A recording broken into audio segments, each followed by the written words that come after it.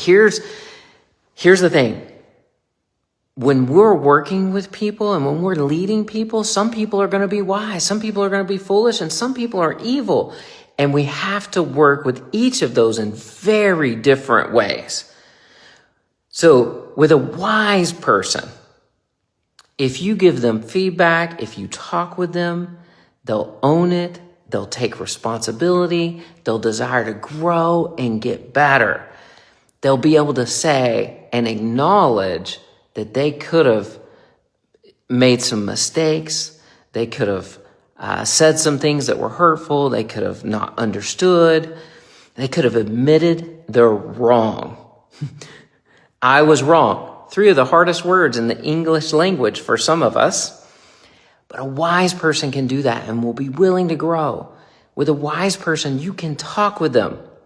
This is coming out of a book called Necessary Endings. And there's a whole chapter devoted to this around how to talk with wise people and foolish people and evil people. Foolish people are way different. You have to sometimes stop talking and start giving consequences. So, traits of a foolish person. If you give them feedback or you start to address something with them that they need to change, oh man, they become a victim. They start retaliating. They start giving excuses after excuse after excuse. They can even start attacking you and making it your fault. If you wouldn't have done this, if you wouldn't have done this.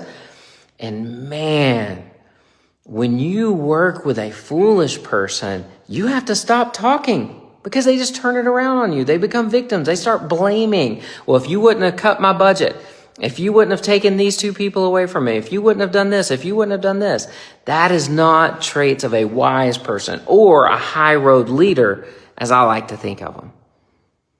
They start finding solutions and start looking forward, not looking back and blaming and being a victim. So with a foolish person, what should you do? Give consequences. So that could sound something like this. Hey, we've talked about this, this, and this several times. I'm done talking about the problem. What I want to talk to you about today is how talking to you about the problem is not changing the problem. So is there a way I can communicate to you where you can start taking ownership and responsibility of this because how I've been doing it is not working? Sometimes that can at least trigger them to say, hey, this person's serious and I've got to make some changes. I'll have people come to me and say, well, they need to do this, this, and this, and they just won't do it. I'm like, well, obviously they don't need to do it or they would be doing. They don't feel the need to do it, even though you're telling them to do it.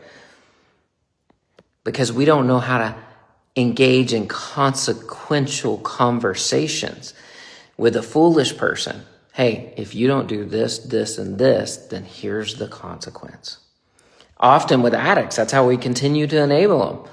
Hey, I want you to quit drinking. I want you to quit drinking. I need you to quit drinking. Obviously, you don't need them to quit drinking because they're continuing or whatever it is that's the problem. So remember, you've got to have consequences with foolish people. You've got to stop talking. And again, foolish people will try and change the truth and adjust the truth so they don't have to take responsibility or change themselves. And then the third category, evil. And man, this has been really hard for me, is that there are some people that are intentionally going to harm, intentionally going to use things against you, intentionally use your own character against yourself, your own vulnerability against you, your own openness against you. And with those people, you have to quit communicating at all. That's where an old famous saying of lawyers, guns, and money came from. The saying, talk to my lawyer, came from dealing with evil people. And so it's hard when you find out that somebody's character is not who they've shown you and that they don't have good character and they're evil. They want harm for you. Because some people may hurt you, but they never intended to harm you.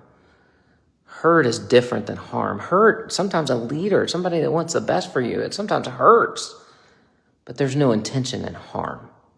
So are you a wise, foolish or evil. Remember, we all have some of that in us. And then who you're talking with.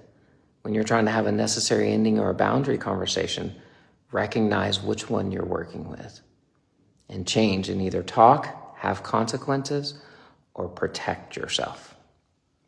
Lead whole and live fulfilled.